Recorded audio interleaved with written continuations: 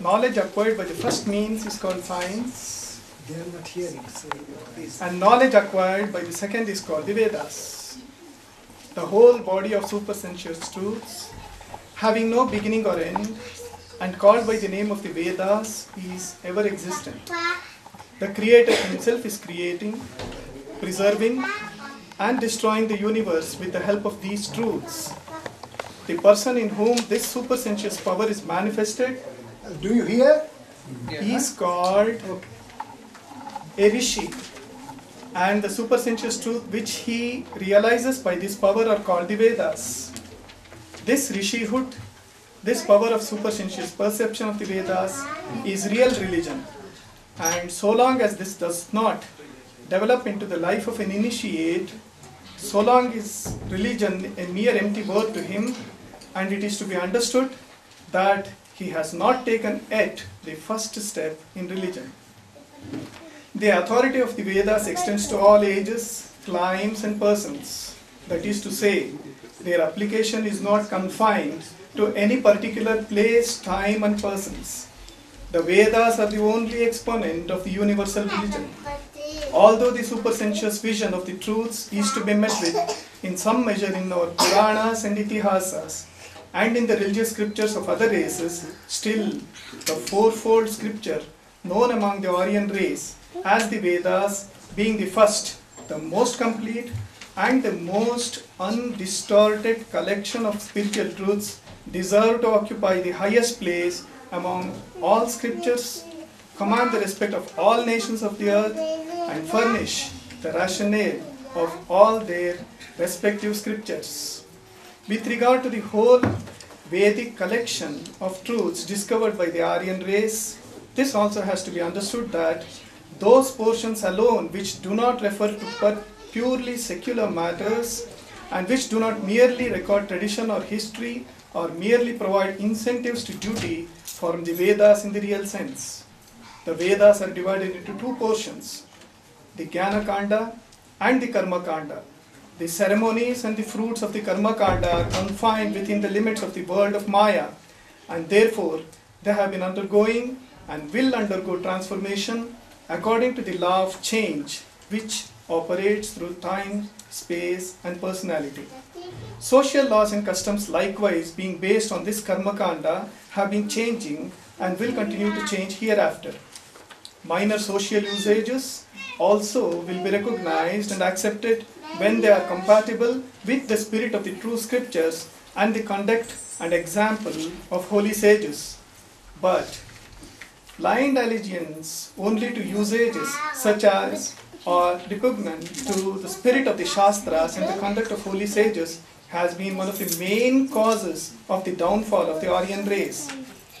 It is the Jnana Kanda or the Vedanta only that has for all time commanded recognition for leading men across Maya and bestowing salvation on them through the practice of yoga, bhakti, jnana or selfless work.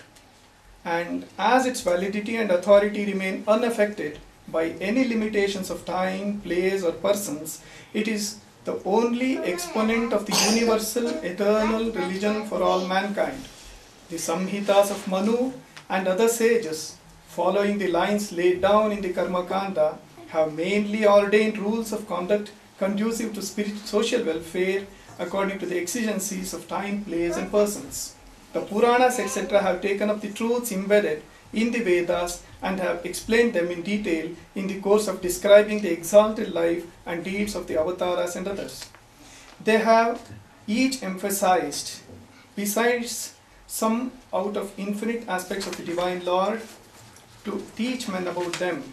But when by the process of time, fallen from the true ideals and rules of conduct and devoid of the spirit of renunciation, addicted only to blind usages and degraded in intellect, the descendants of the Aryans failed to appreciate even the spirit of these Puranas etc., which taught men of ordinary intelligence the abstruse truths of the Vedanta in concrete form and diffuse language, and appeared antagonistic to one another on the surface because of each inculcating with special emphasis only particular aspects of the spiritual ideal, and when, as a consequence, they reduced India, the fair land of religion, to a scene of almost infernal confusion by breaking up piecemeal the one eternal religion of the Vedas, Sanatana Dharma, the grand synthesis of all the aspects of the spiritual ideal into conflicting sects, and by seeking to sacrifice one another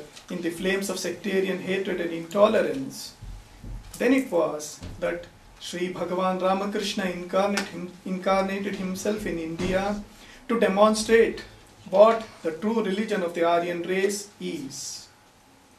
To show where, amidst all its many divisions and offshoots, scattered over the land in the course of its immemorial history, lies the true unity of the Hindu religion, which by its overwhelming number of sects, discordant to superficial view, quarreling constantly with each other, and abounding in customs divergent in every way, has constituted itself to a misleading enigma for our countrymen and the butt of contempt for foreigners.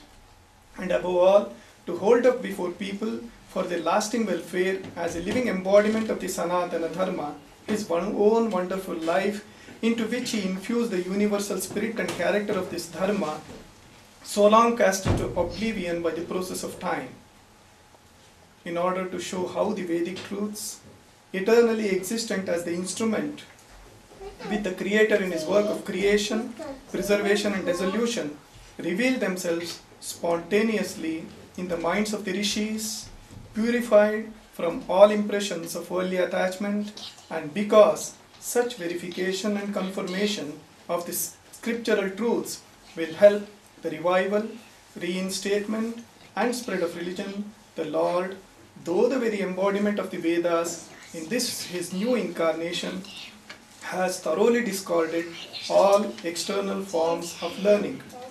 That the Lord incarnates again and again in the form of human being for the protection of the Vedas or the true religion, and of Brahminhood or the ministry of that religion, is a doctrine well established in the Puranas, etc.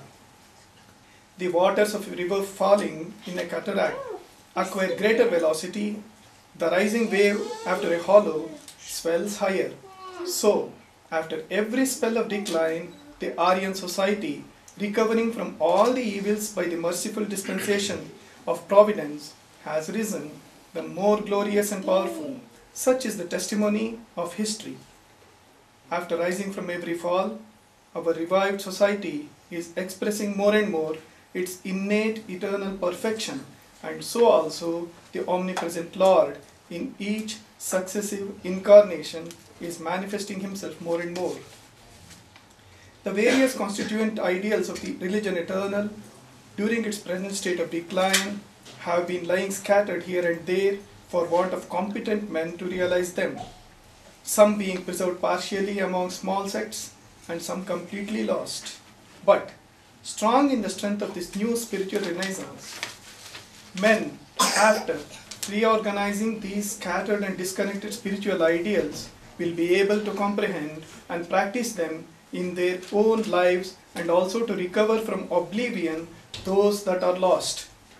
And as the sure pledge of this glorious future, the all-merciful Lord has manifested in the present age, as stated above, as incarnation, which in point of completeness in revelation, its synthetic harmonizing of all ideals, and its promoting of every sphere of spiritual culture, surpasses the manifestations.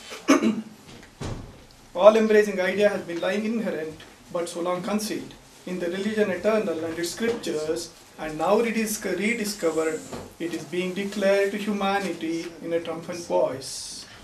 This epochal new dispensation is the harbinger of great good to the whole world, especially to India, and the inspirer of this dispensation, Sri Bhagavan Ramakrishna, is the reformed and remodeled manifestation of all the past great epoch makers in religion. O man, have faith in this and lay it to heart. The dead never return. The past night does not reappear. A spent-up tidal wave does not rise anew. Neither does man inhabit the same body over again. So, from the worship of the dead past, O man, we invite you to the worship of the living present. From the regretful brooding over bygones, we invite you to the activities of the present. From the waste of energy in retracing lost and demolished pathways, we call you back to the broad, new laid highways lying very near. He that is wise, let him understand of that power which at the very first impulse has roused distant echoes from all the 4 quarters of the globe. Conceive in your mind the manifestation in its fullness, and discarding all idle misgivings, weaknesses, and the jealousies characteristics of enslaved peoples, come and help in the turning of this mighty wheel of new dispensation, with the conviction firmly rooted in your heart that you are the servants of the Lord, His children, helpers in the fulfillment of His purpose. Enter the arena of work. Om Tat Sat.